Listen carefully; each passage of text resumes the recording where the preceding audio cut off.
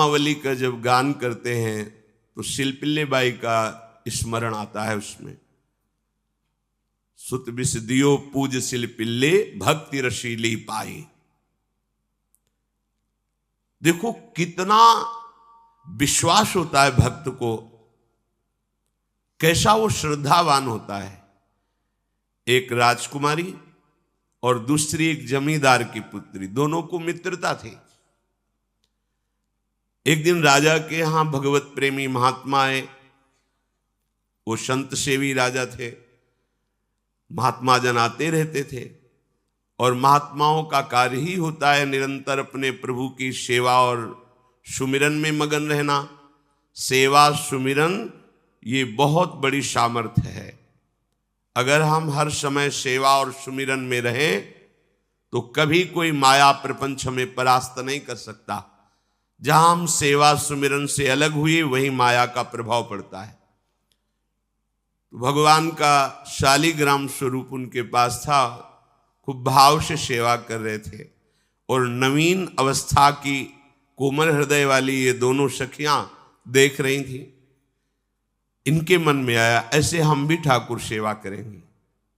देखने से सुनने से हमारे हृदय में प्रभाव पड़ता है। गंदी बातें देखेंगे, गंदी बातें सुनेंगे, उसी का चिंतन होगा, हृदय गंदे आचरणों की प्रेरणा वाला बन जाएगा। अगर हम भागवतिक बातें सुनेंगे, भागवतिक दर्शन करेंगे तो भागवतिक चिंतन होगा, हृदय भागवतिक प्रेरणा वाला बन जाएगा।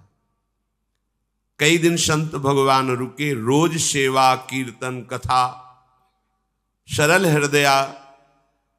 उन दोनों सखियों में बात आई कि चल करके संत भगवान से कहते हमको भी ठाकुर जी दीजिए।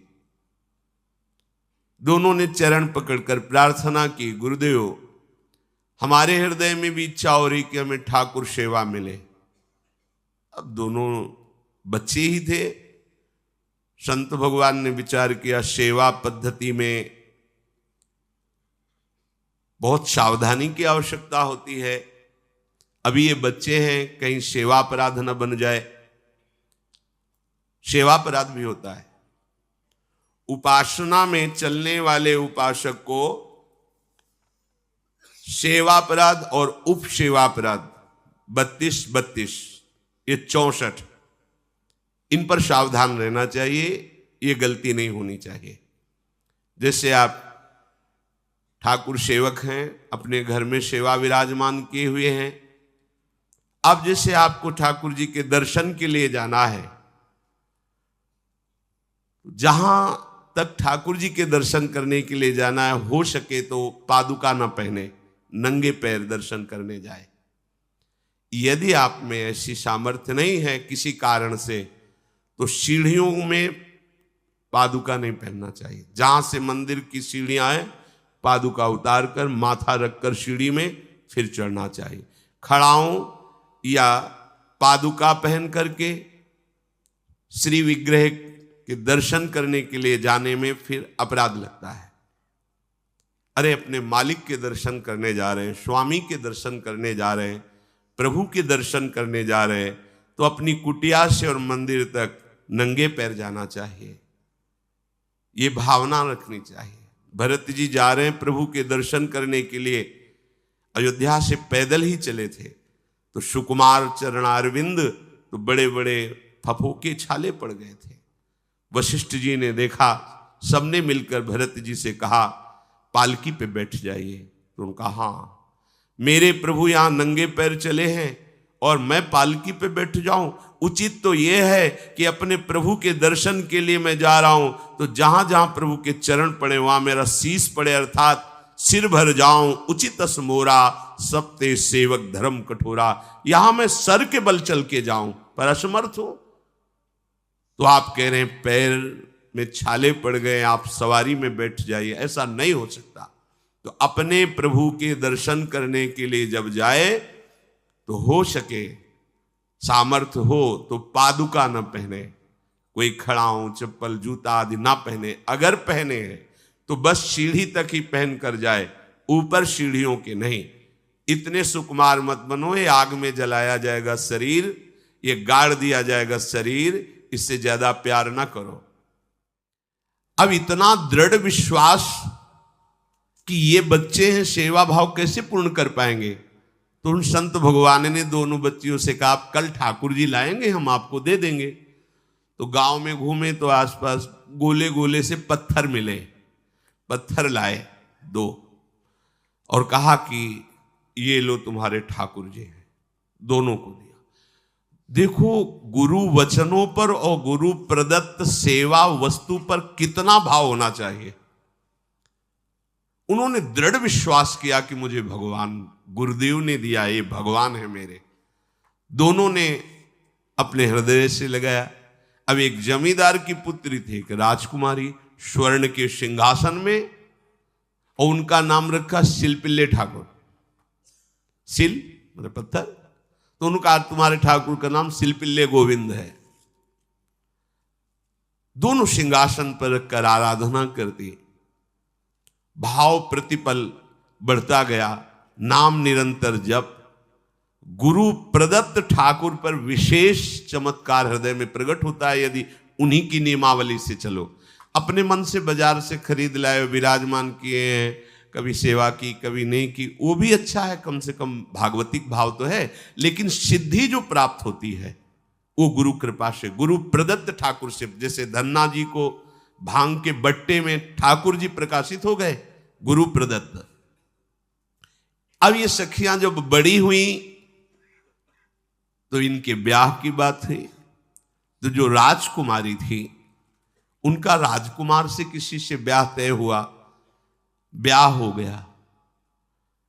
अपने माता पिता से जब विदाई ली तो अपने ठाकुर जी को जो सिंहासन में थे, सिंहासन से एक सुंदर पेटी में से और गोद में रखकर, और अंदर ही अंदर जल रहे हैं कि प्रभु मैंने प्रीतम आपको माना है, संसार के व्यवहार में ये प्रीतम बना हुआ है, पर प्रभु हमारे प्रीतम 2 नहीं हो सकते, हमने हृदय से आपको माना। इसी विचार में वो बड़ी उदास है। पहले पालकियों में ऐसा राज सैनिक चल रहे हैं, पालकियों में वो बहू जा रही है और राजकुमार घोड़े पर। राजकुमार बार बार पालकी के समीप जाता, दर्शन करने की इच्छा होती है ना, तो उदास देखता, मन में बड़ी गिलानी हुई। उसने कहा, एक नदी थी, उसने कहा यहां हम थोड़ी देर विश्राम करना चाहते हैं, राजकुमारी की पालकी रखी जाए और सैनिक दूर खड़े हो। तो राजकुमार वैसे ही आज्ञा हुई। तो बात करना चाहते हैं पर वो ना देखती है और ना बात करती है। और इतना सुंदर रूप, क्योंकि ब्रह्मचारिणी और भगवत आराधना। अब उसके हृदय में जलन हुई कि ऐसा क्या है जो हमसे बात नहीं कर रही। बस बार बार ऐसे पिटारी खोल के ऐसे ठाकुर जी को देखती। नाम जप और सेवा के प्रभाव से वो सिल नहीं रह गया था, वहां उसको सांवरे श्याम सुंदर की झांकी मिलती थी। जब अपने शिलपिल्ले ठाकुर जी को देखती तो ललित त्रिभंगी श्री लाल जो महाराज श्याम सुंदर दिखाए, अत्यंत आसक्ति। गुरु प्रदत्त किसी भी शब्द में, किसी भी वस्तु में दिव्यता होती है, बस हमारी भावना होनी चाहिए। अरे बोले ये हम नहीं दे सकते, ये गुरु प्रदत्त है, नहीं हम प्राण दे सकते हैं, लेकिन ये नहीं। जिसका गुरु वचन पर, गुरु प्रदत्त वस्तु पर, गुरु प्रदत्त ठाकुर पर दृढ़ निष्ठा हो गई, वही सिद्ध हो जाता है। अब उसने समझ लिया कि पिटारी में जो कुछ है यही हमारे और राजकुमारी के बीच में बाधा है। 2-4 दासियों को बुलाया और कहा इनको बातों में उलझाओ, पिटारी पीछे हमें दो। और प्रवीण दासियां उनको विनोद भाषा में, हंसी मजाक में बात, लेकिन वो उदासीन। धीरे से गोद में पेटी थी, ले ली, हम लिए हुए हैं, आप बातचीत में सारा, और पेटी उनको दे दी। राजकुमार ने राजकुमारी से कहा यही पेटी तो हमारे आपके बीच में बात, फेंक दी नदी में। अब तो जो उसके हृदय में पीड़ा हुई, भारी व्याकुलता। अब राजकुमार है, सैनिकों के साथ तुरंत पालकी उठवाई, महल ले गया। पर वो आसक्त है, इतनी सुंदर राजकुमारी, क्योंकि भागवतिक तेज से संपन्न में आकर्षण होता है। राजकुमारी ने कहा, यदि हमारे ठाकुर नहीं तो मैं नहीं। आज से अन्न जल त्याग, प्राण त्याग दूंगी अगर हमारे ठाकुर जी हमारे समीप नहीं तो। आज से अब एक बूंद पा कैसे पिए?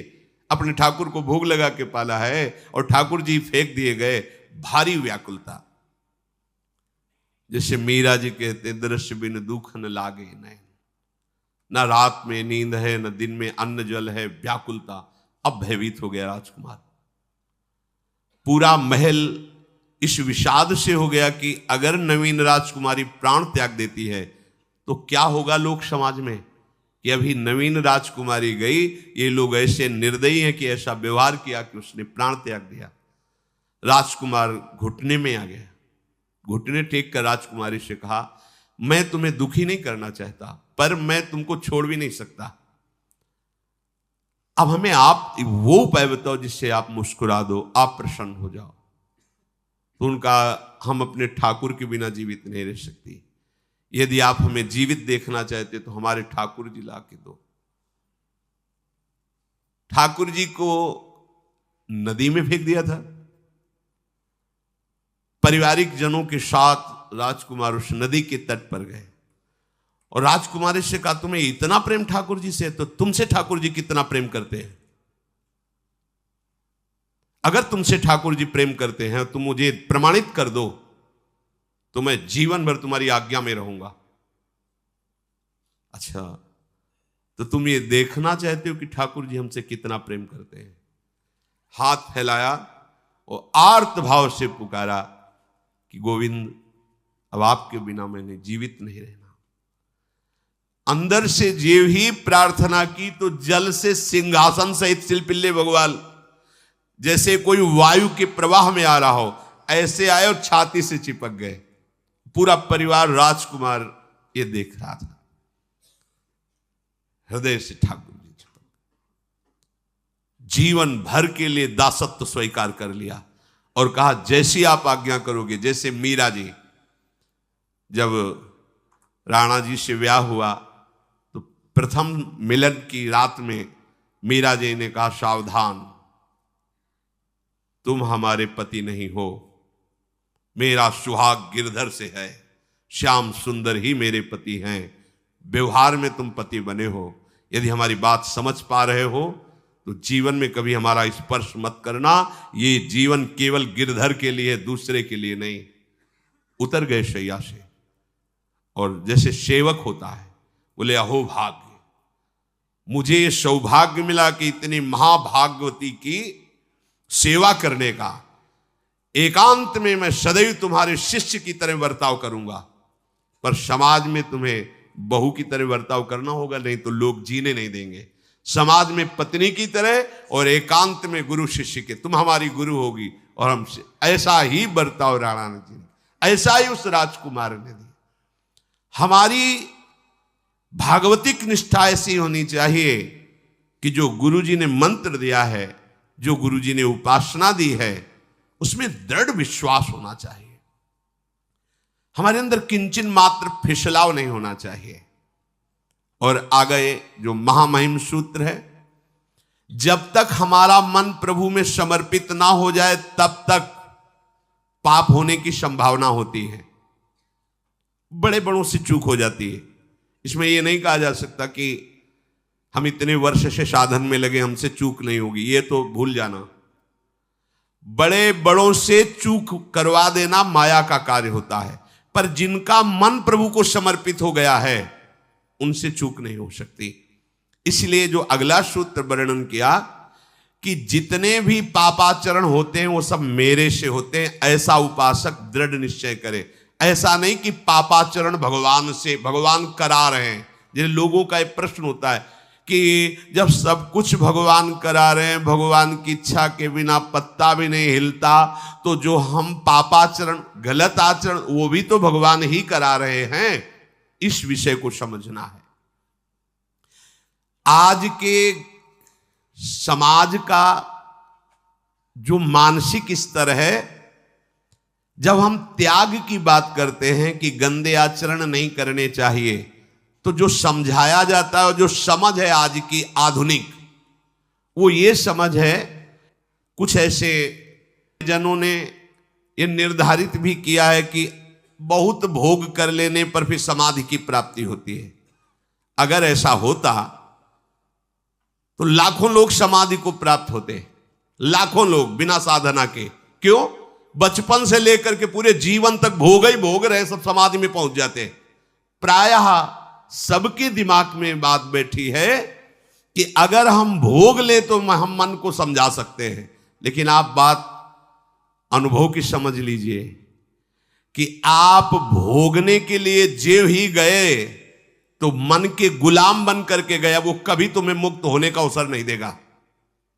और आज तक किसी ने भी ऐसा नहीं कहा भोग भोगने के बाद कि आज के बाद मैं प्रण करता हूं, मैंने जान लिया कि इसमें सुख नहीं है, आज के बाद कभी भोग नहीं भोगूंगा। कभी किसी ने नहीं कहा।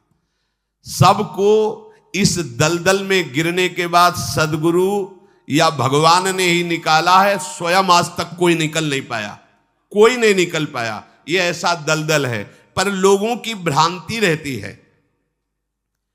कि ये जो मेरा मन जिन भोगों के लिए लालायित हो रहा है, उन भोगों को खूब भोगूं, फिर बाद में अनुभव जब हो जाएगा तब हम इनका त्याग करके फिर भजन मार्ग में चलेंगे। जो भजन मार्ग में चलते हैं उनके मन में भी लगा रहता है कि अगर एक बार भोग लूं तो मन को समझा तो सकता हूं। यह है आधुनिक सोच, यह है हमारे मानसिक सोच का स्तर। सब लोग देख लीजिए। अब भागवतिक सोच और शास्त्र सिद्धांत का जो मत है वो ये है, ये डंके की चोट से गाया गया है और इसी मार्ग में चल करके समाधि को प्राप्त हुए महापुरुष। एक भी कोई ऐसा समाधिस्थ महापुरुष बता दिया जाए विश्व में जिसने भोगों के भोगने के बाद समाधि को प्राप्त हुआ हो। जैसे हम भोजन कर लेते हैं तो लगता है अब कुछ नहीं, लेकिन 6 घंटे व्यतीत होते होते पर्चा बन जाएगा कि ये चीज फिर चाहिए खाने को। ऐसे ही कोई भोग भोगने के बाद कुछ क्षण के लिए उससे विरति हो जाती है, ठीक है, लेकिन फिर कुछ मिनट होने के बाद फिर नई स्फुरना, नया संकल्प, नई क्रिया, नई भोग वासना सब हृदय में देख लो। इसके लिए किसी और से सलाह लेने की जरूरत नहीं। इसलिए ये जो संतों का मत है, शास्त्र का मत है कि भोगों के भोगने से भोग वासना दृढ़ होती है, कामना बढ़ती है, ना कि शांति मिलती है। लेकिन आधुनिकता में भोगों को भोगने से शांति मिलती है, ऐसी धारणा बनी हुई है और ये गलत है। और ये इतनी गलत हो जाती है कि हम हत्या करने लगते हैं, हिंसा करने लगते हैं, पूज्य जनों के साथ दुर्व्यवहार करने लगते हैं। आज तक भोगों में इति नहीं हुई। देवयानी जी भगवान शुक्राचार्य जी की पुत्री हैं। वो इतनी सुंदर हैं कि कोई अप्सरा भी उनसे होड़ नहीं कर सकती, क्योंकि भगवान शुक्राचार्य की पुत्री जितेंद्री, पवित्र, भगवद आराधन संपन्न। बड़ा प्रसंग है, उसको ना लेते हुए हम सारांश में बता रहे। वृषपर्वा की पुत्री शर्मिष्ठा, ये असुर राजकुमारी है। दैत्यराज वृषपर्वा, उनकी पुत्री शर्मिष्ठा, और दैत्य गुरु भगवान शुक्राचार्य, उनकी पुत्री देवयानी बड़े समाज के साथ जंगल में गई हुई थी। एक बड़ा दिव्य सरोवर था, तुलसी में सब राजकुमारियां स्नान कर रही थी। अचानक वहां से कोई महात्मा निकले तो जल्दी में सबने वस्त्र धारण किए। तो शर्मिष्ठा के वस्त्र देवयानी ने और देवयानी के वस्त्र शर्मिष्ठा, वो महात्मा निकल गए। वहां कोई उनको टिकना तो था नहीं। देवयानी ने देखा कि मेरे पवित्र वस्त्र, देवयानी ने वस्त्र धारण नहीं किया शर्मिष्ठा के। जो महात्मा चले तो देखा कि हमारे वस्त्र ये राजपुत्री शर्मिष्ठा धारण किए। तो उनका तुझे पता है मेरे वस्त्रों को स्पर्श करने का भी तेरे को अधिकार नहीं, तूने धारण कैसे कर लिया? तो उनका ज्यादा मत बोल, इतना गुमान करके मत बोल। जैसे सब सेवक पलते हैं मेरे महाराज से, ऐसे तेरा पिता और तू भी मेरे महाराज के द्वारा ही पोषित है, क्योंकि वो तो राजा है, सारी सेवाएं वही देते हैं। ऐसा नहीं बोलना चाहिए, क्योंकि गुरु पुत्री है, आचार्य पुत्री है और सम्माननीय है, पर ऐसा वो बोल गई शर्मिष्ठा। देवयानी ने कहा तुझे पता है अगर मेरे पिता की दृष्टि बदल जाए तो 2 मिनट में देवता तेरे पिता सहित संपूर्ण राज्य को नष्ट कर देंगे। मेरे पिताजी के भय से ही देवता आक्रमण नहीं कर। शुक्राचार्य मंत्रवेत्ता है। ज्यादा बात बढ़ गई तो राजकुमारी का शासन चलता है। उसने कहा इस गुरुपुत्री को उठाकर कुएं में डाल दिया जाए, और उस समय वस्त्र धारण नहीं की हुई थी, उनको उसी स्थिति में डाल दिया गया और वो चली गई। उसी समय शिकार खेलने के लिए महाराज ययाति चक्रवर्ती सम्राट तो आवाज सुनी। सैनिकों ने बताया कि कोई देवपुत्री है, दिव्य तेज प्रकाशित हो रहा है उनके शरीर से, और दूर से देखा है ऐसा लग रहा है कि शायद वो वस्त्रहीन भी हैं। उन्होंने कहा तुम लोग दूर जाओ, और स्वयं महाराज ययाति गए और उनको तो जब हाथ पकड़ के निकाला और अपने वस्त्र से उनको आवेष्टित किया तो उन्होंने कहा कि हमारी आर्य मर्यादा है, एक बार आपने हमारे शरीर को देख लिया और हमारे हाथ को पकड़ लिया, अब आप हमारे जीवन भर के लिए पति स्वरूप हैं, ये स्वीकार कीजिए। तो उन्होंने कहा कि देवपुत्री मैं तो आपका परिचय भी नहीं जानता हूं, आप कौन हैं? तो उन्होंने कहा भगवान शुक्राचार्य की पुत्री देवयानी। घुटने पे हो गए तत्काल। उन्होंने कहा इतने बड़े महापुरुष की पुत्री के साथ मैं ब्याह कर सकूं, मेरी सामर्थ्य नहीं, क्योंकि मैं क्षत्रिय कुल में प्रकट हुआ राज परिवार से हूं, और वो तो देवताओं के द्वारा भी वंदनीय है शुक्राचार्य जी। तो उनका आप निश्चिंत रहो, ये विषय मैं संभालूंगी, पर आप मेरे पति हैं, ये स्वीकार कीजिए। बोले यदि शुक्राचार्य जी इस पर राजी हैं तो हम ये बात स्वीकार करते हैं। शुक्राचार्य जी विलंब होने के कारण व्याकुल ही थे। देवयानी जी ययाति जी को लेके गई। बड़ा प्रसंग है, पर उन्होंने कहा जब आप राजी हैं तो हम राजी हैं। शुक्राचार्य जी राजी हुए और वृषपर्वा को सूचना दिया कि मैं तुम्हारे राज्य को त्याग कर जा रहा हूं।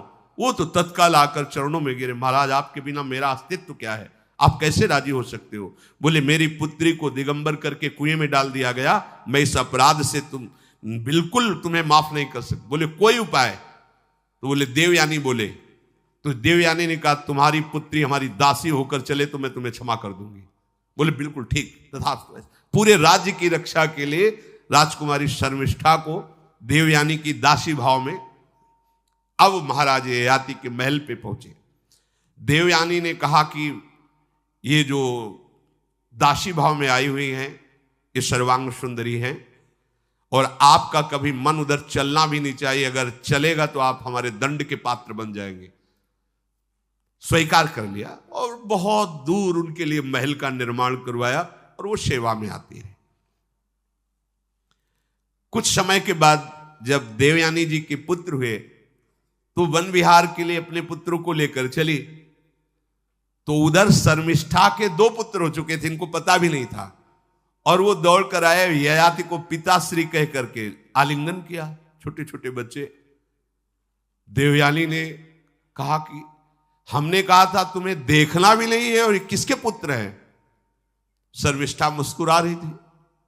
देवयानी ने कहा अब तुम्हें दंड देंगी ही देंगी, और चली गई भगवान शुक्राचार्य जी के पास। ययाति भयभीत होकर के गए और शुक्राचार्य से प्रार्थना करे क्षमा कीजिए मुझसे गलती हो गई। और शर्मिष्ठा से ऐसे नहीं मिले। शर्मिष्ठा ने कहा था कि आप जानते हैं कि मैं दासी नहीं हूं, मैं राजकुमारी हूं, ईर्ष्यावश दासी बना करके लाई गई हूं, और मेरी सखी के पति हो इसलिए आप मेरे भी पति हो, मेरा अधिकार है आपसे संतान उत्पन्न करने का, शास्त्रीय सिद्धांत है। शुक्राचार्य जी ने कहा कि जो देवयानी कहेंगी वही हम मानेंगे, क्योंकि मेरी पुत्री है। क्या चाहती हो? तो बोले पुरुषत्व से इनको हीन कर दो। गुस्सा में आके शुक्राचार्य जी ने कहा तथास्तु। उसी समय महाराज ययाति पुरुषत्व से हीन हो गए और वृद्धावस्था छा गई शरीर में। अब ययाति ने कहा, अब सुखी रहोगे तुम? तब देवयानी को भी होश आया कि ये तो क्या हमने अपना ही सर्वनाश कर लिया। कहा, पिताजी अब इसका सुधार कैसे होगा? तो बोले, जो पुत्र अपनी यौवन अवस्था दे देगा वही यौवन अवस्था इनके ऊपर आ जाएगी, वृद्धावस्था उसके पास चली जाएगी। महाराज ययाति ने अपने बड़े पुत्र यदु जी से कहा, तो उन्होंने कहा, इसका प्रयोग कहां होगा? मां के साथ? कदापि नहीं। मेरी यौवन अवस्था का प्रयोग मेरी मां के साथ कदापि नहीं, क्योंकि वो बड़े ज्ञानी महात्मा, इन्हीं के वंश में भगवान श्री कृष्ण का प्रादुर्भाव हुआ, इसलिए यदुवंशी कहे गए। सबसे छोटे, शायद उनका नाम पुरु, ऐसा कुछ, उन्होंने कहा, यह जीवन पिता का दिया हुआ है, इस पर पूरा अधिकार है, आप स्वीकार कीजिए। तत्काल वो वृद्ध हो गए, वो जवान हो गए। कई हजार वर्ष तक उन्होंने अपने पुत्र की आयु का विषयों में सेवन किया। फिर उनके मन में एक दिन बहुत घृणा हुई।